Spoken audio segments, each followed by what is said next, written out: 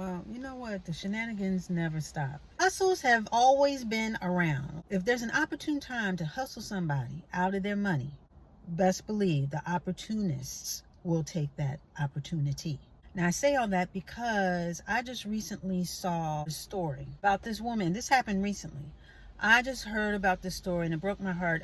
This woman, older woman, she comes out the store, she goes to her car. And as soon as she finishes loading up her trunk, she turns around and there's a man standing there, older man. And he had a wallet in his hand. And he said, I just saw someone drop this wallet, and he drove off in a tear.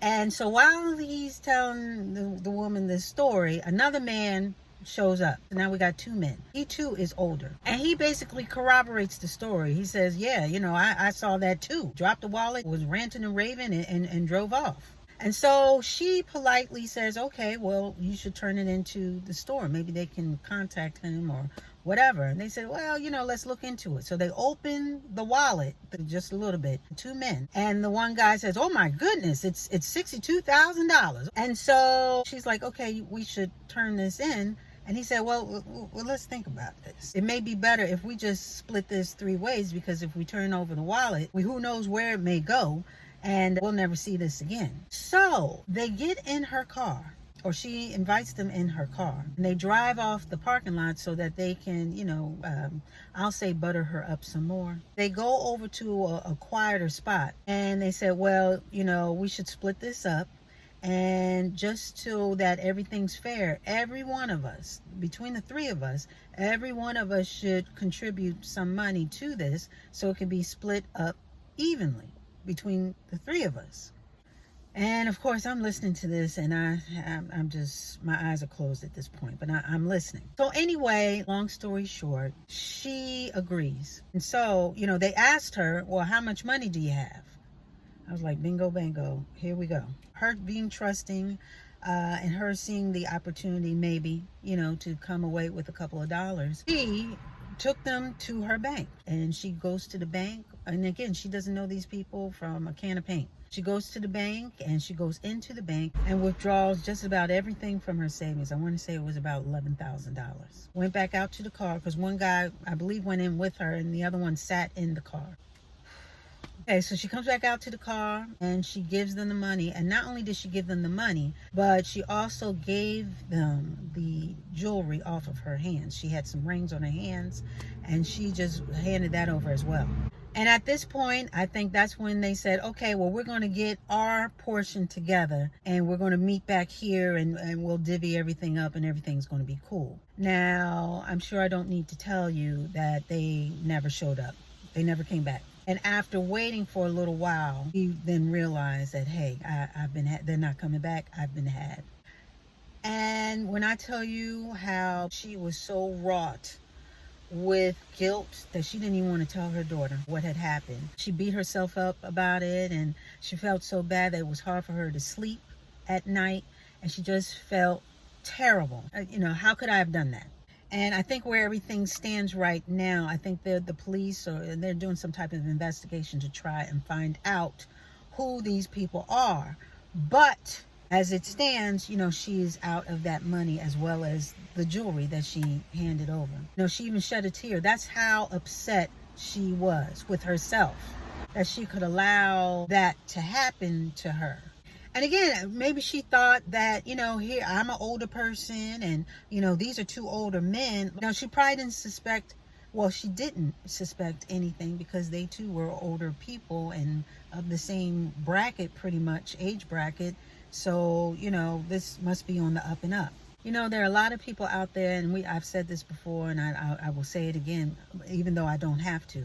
There's a lot of people out there, and they can see you as a target. There are a lot of people out there, they just smell the blood in the water. It's like swimming with sharks. As soon as they have you in their sight, they take a bite and they don't let go. There are people that are trained to pick out quote-unquote marks or easy targets. There are a lot of people that just love getting over on other people. There used to be a hustle in the mall. It was called the Gallery Mall in Philadelphia. I'm from Philadelphia, and that was way back in the day, where the hustle there was they had like all this jewelry and a handkerchief, and they found the jewelry, and they come up to you and say, hey, we found this, and yada, yada, yada. What do you think we ought to do with this? And, you're like, I don't know. And then they're like, well, why don't we split this up? What do you have to contribute so we can split this up evenly? That's what that reminded me of.